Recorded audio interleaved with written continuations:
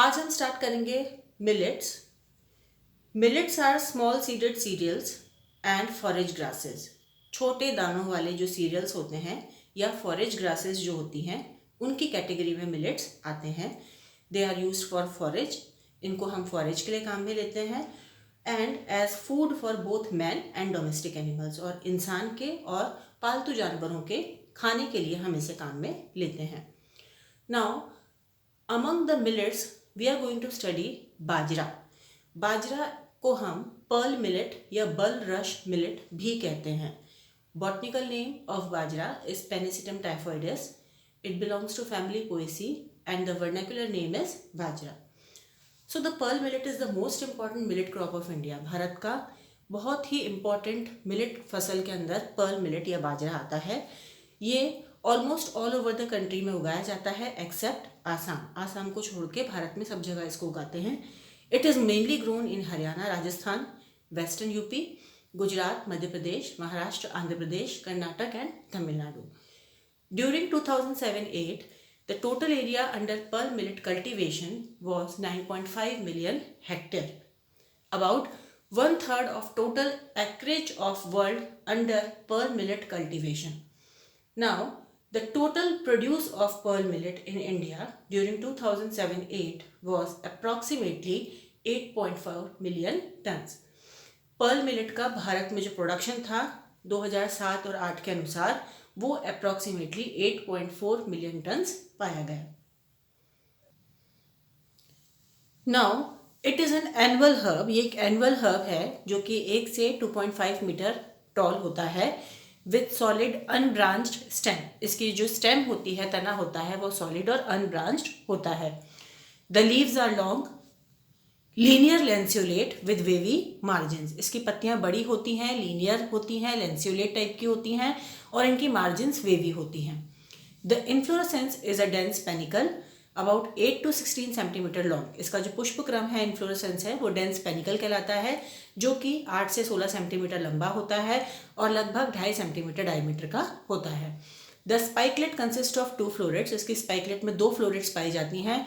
Lower वाली generally mail होती है और ऊपर वाली जनरली हर्माफ्रोडाइट नेचर की होती है। Pearl millet is a quick growing and short duration crop. बाजरा या पर्ल मिलेट एक जल्दी उगने वाला और छोटी लाइफ साइकिल का, छोटे ड्यूरेशन का फसल है विच मैच्योर्स इन अबाउट 90 डेज, जो 90 दिन के अंदर अंदर मैच्योर हो जाता है। It has high tillering. इसकी ब्रांचिंग या टिलरिंग बहुत ज़्यादा होती है and is tolerant to drought and heat. और हीट और ड्रॉट के प्रति, सूखे के प्रति ये टॉलरेंट होता है। It is grown as a rainy season crop in kharif. खरीफ में इसे रेनी सीजन फसल के रूप में उगाया जाता है and as a summer crop under irrigated condition. अगर हम इसको सिंचाई अच्छी तरह से प्राप्त करा रहे हैं तो हम इसको समर में भी उगा सकते हैं।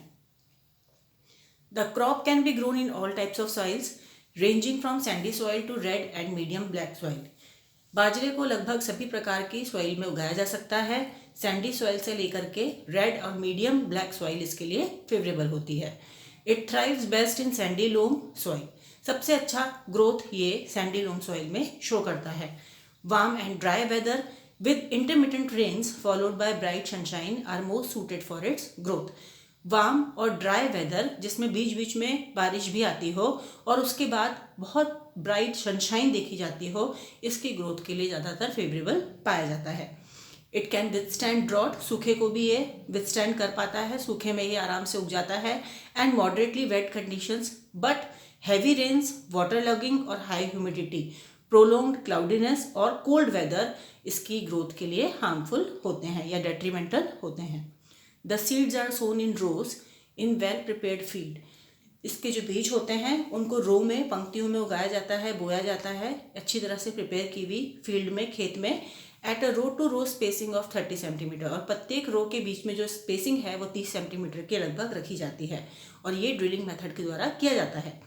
The crop is sown in middle of July and matures in October. इसकी फसल को हम जुलाई के बीच में बोते हैं और इसकी फसल लगभग अक्टूबर में मैच्योर हो जाती है। If the crop is grown for fodder, अगर हम इसको चारे के लिए उगा रहे हैं तो it is harvested when the ears are in the milk stage. तब इसकी हार्वेस्टिंग की जाती है जब इसकी बालियां या ईयर्स मिल्क स्टेज में ही हों।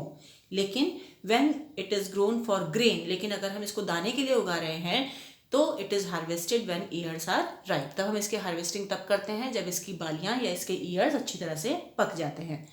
द स्टॉक्स आर कट, इनके स्टॉक या व्रंत को हम काट देते हैं सिकल से, खुरपी से, एंड आर स्टैक्ड, और उनको इकट्ठा कर लेते हैं। ईयर्स आर थ्रेश, इसकी बालियों की थ्रेशिंग की जाती है कैटल्स की फीट के नीचे या फिर स्टोन रोलर्स के द्वारा। The grains consist of 67% carbohydrates, 11.6% proteins, 5% fats, 2.7% mineral matters and 12.4% moisture. Now, as a result of intense breeding work in pearl millet done at various centers, a large number of improved cultivars have been evolved. बहुत ज़्यादा intense breeding work जो pearl millet पर या बाजरा पे किया गया है कई सारे सेंटर्स में, रिसर्च सेंटर्स में, उसकी वजह से या उसके फलस्वरूप कई सारे इम्प्रूव्ड वेराइटीज़ इसकी हमने इवॉल्व की हैं। These cultivars, besides having high yield potential, possess various desirable characters. इन कल्टिवर्स में ये जो हाइब्रिड वेराइटीज़ हमने बनाई हैं इनमें ज़्यादा यील्ड प्रोडक्ट पोटेंशियल तो होता ही है, ज़्यादा प्रोडक्टिविटी तो मिलती है, लेकिन इसके अलावा कई सारे डिज़ायरेबल कैरेक्टर्स भी इनके अंदर हमने इवॉल्व किए हैं, जैसे early maturing, resistant to disease and compact habit of growth. The most important varieties of pearl millet grown in different regions of India are, Punjab की अगर हम बात करें तो इंपॉर्टेंट वेराइटीज़ जो पर्ल मिलेट की वहाँ ग्रोथ की हैं उनका नाम है MH179, PCB 138। यूपी में जो पर्ल मिलेट की वेराइटीज़ हैं उनका नाम है T55, A13 and S350 and S28। वहीं राजस्थान में इसकी वेराइटीज़ के नाम है RSK, RSJ and CM46। Haryana में HHB 50। तमिलनाडु में इसकी वेराइटीज़ के नाम है CO1, CO2, CO3, CO4, CO5 and K1। Andhra Pradesh में इसकी वेराइटीज़ हैं AKP1, AKP2, Balaji composite, Alaknath 101 and Alaknath 201। वहीं गुजरात में इसकी जो वेराइटीज़ हैं उनके नाम है बाजरा 207 and L17। Now the pearl millet is a staple food grain. Many parts of India इसको भारत के कई सारे भागों में मुख्य फसल के रूप में या मेन स्टेपल फूड के रूप में उगाया जाता है, specially in Gujarat and Rajasthan. Its nutritive value is comparable to that of rice and wheat. इसकी जो न्यूट्रिटिव वैल्यू है वो राइस और वीट के बराबर ही मानी जाती है। The grains are grounded into flour for making breads. इसके जो दाने होते हैं उनसे धूरा बनाया जाता है, आटा बनाया जाता है, जिसे ब्रेड बनाने के लिए काम में लिया जाता है।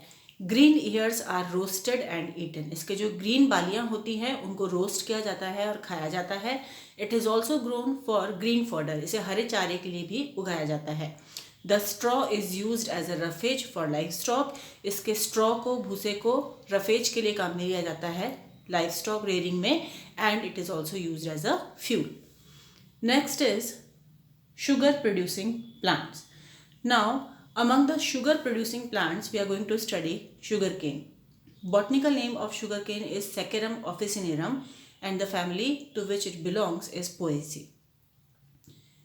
Sugarcane is the chief source of sugar and is known from prehistoric times. मुख्य स्रोत जो शुगर का है वो हमको शुगर केन से मिलता है और ये हमें प्री हिस्टोरिक टाइम से ज्ञात है। It is believed to have originated in South Pacific, probably New Guinea, and from where it spreads throughout Southeast Asia. ऐसा माना जाता है कि इसका ओरिजिन साउथ पैसिफिक से हुआ है, ज़्यादातर न्यू गिनिया से, और वहाँ से ये फैल गया पूरे साउथ ईस्ट एशिया में, ऐसा माना जाता है। In India it is cultivated since pre historic times. Bharat में इसे कल्टिवेट किया जाता है प्री हिस्टोरिक टाइम से। Some authors consider India as the home of sugar cane. कुछ ऑथर्स का ऐसा मानना है कि भारत में इसको पहले से उगाया जाता है, तो India is the home of sugar cane. इसको होम माना जाता है, घर माना जाता है गन्ने का। And from there it was introduce to China, और इंडिया से इसको इंट्रोड्यूस किया गया चाइना में अराउंड 800 BC के दौरान। The Sanskrit word shakkara, from which sugar has been derived, means a new crop from the east, and this provides an evidence of Indian origin of sugarcane. तो जो संस्कृत का शब्द है शक्कर, जिससे शुगर डिराइव हुआ है, इट मीन्स, इसका मतलब है new crop from east, east की नई फसल। और ये एविडेंस या प्रूफ है कि शुगर केन का ओरिजिन भारत रहा है। Now it reached Persia in the beginning of 6th century. 6th century की शुरुआत में ये पर्शिया पहुंच गया, from where it was carried to Egypt, जहाँ से इसको इजिप्ट ले जाया गया एंड स्पेन ले जाया गया अरब्स के द्वारा। Later it was introduced into the New World from the Canary Islands. In the 15th and 16th century, Portuguese and Spanish explorers and colonizers introduced sugarcane in many parts of the world. 15th और 16th century में Portuguese और Spanish explorers जो थे और colonisers थे, उन्होंने sugar cane को introduce कराया विश्व के कई भागों में। Sugar cane is a crop of humid tropical lowlands. ये ह्यूमिड ट्रॉपिकल लोलैंड्स का फसल माना जाता है। It is the principal cash crop of India, और भारत का एक मुख्य कैश क्रॉप के रूप में देखा जाता है। It is also widely cultivated in Brazil, China, Mexico, Pakistan, United States, Philippines, Australia, South Africa, Colombia, Indonesia, Argentina, Thailand, Taiwan, Egypt, Puerto Rico and Mauritius. Next is botanical characters. So the plant is a perennial grass. ये जो plant है sugar cane, ये एक perennial grass के अंदर आता है, which grows in clumps, जो गुच्छों में उगता है। द स्टेम या culm are solid and jointed, attaining a height of 2 to 3 meter and diameter 3 to 6 centimeter. इसकी जो कल्म होती है या स्टेम होती है, ये सॉलिड होती है, ठोस होती है और जॉइंटेड होती है, बीच बीच में जॉइंट्स उसमें पाए जाते हैं, और इसकी हाइट होती है लगभग 2 से 3 मीटर एंड डायमीटर होता है 3 से 6 centimetre. The culms contains about 80% juice. इसकी जो स्टेम है उसमें 80% जूस पाया जाता है, जिसमें 12 से 17% शुगर के कंटेंट्स पाए जाते हैं। The colour of the culm ranges from almost white through yellow to deep green, purple, red और वॉयलेट। स्टेम या कल्म का जो कलर होता है वो रेंज करता है, अलग अलग होता है। ऑलमोस्ट वाइट भी हो सकता है, येलो से डीप ग्रीन कलर का भी हो सकता है, पर्पल कलर का भी हो सकता है, रेड या वॉयलेट कलर का भी देखा जाता है। The culm is supported by stilt roots. इसकी जो कल्म होती है उसमें स्टिल्ट रूट्स पाई जाती हैं, जो कि लोअर नोड्स या निचली नोड्स में से निकलती हैं। The leaves are arranged in 2 rows। इसकी जो पत्तियां हैं वो 2 पंक्तियों में अरेंज होती हैं on either side of stem at the nodes. The leaf blade is long. इसकी जो लीफ ब्लेड है वो लंबी होती है, थिन और चपटी होती है, 0.9 से 1.5 मीटर लंबी और 2.5 से 10 सेंटीमीटर चौड़ी होती है। The stem bears a large terminal inflorescence. इसकी जो तना है उसमें लंबा टर्मिनल पुष्पक्रम पाया जाता है। The cultivated varieties are propagated vegetatively. इसकी जो कल्टिवेटेड वेराइटीज हैं उनका प्रवर्धन वेजिटेटिवली किया जाता है, यानी कि इनका वेजिटेटिव प्रोपोगेशन या कायिक प्रवर्धन किया जाता है। Next is sugar cane producing areas. In India sugar cane is cultivated in almost all the states. Bharat में लगभग सभी राज्यों में गन्ने को उगाया जाता है। The chiefly sugar cane growing states are UP, Tamil Nadu, Maharashtra, Andhra Pradesh, Karnataka, Haryana, Punjab, Bihar, Orissa, Gujarat and Rajasthan. ये प्रमुख राज्य हैं जहाँ पर शुगर केन को उगाया जाता है। In India, the total area under sugarcane cultivation is approximately 3.79 million hectares and it produces more than 340.56 million tons of sugarcane. The yield of sugarcane is highest in Konkan region of Maharashtra. सबसे ज़्यादा productivity गन्ने की Konkan reason में देखी गई है महाराष्ट्र के, जहाँ पर क्लाइमेट ऑप्टिमम होता है इसकी ग्रोथ के लिए। Next is sugarcane cultivation. The crop needs a hot and humid climate. Sugar cane की कल्टीवेशन के लिए जो क्लाइमेट ज़रूरी होता है वो हॉट और ह्यूमिड होना चाहिए, जिसमें रेनफॉल लगभग 220 से 225 सेंटीमीटर पर एनम रिक्वायर्ड होती है और एवरेज टेम्परेचर लगभग 26 डिग्री सेंटीग्रेड चाहिए होता है। सो 220 to 225 centimetre per annum of annual rainfall and average temperature of 26 degrees Celsius is highly required for the cultivation of sugarcane. Dry, sunny and frost free ripening period इसको चाहिए होता है।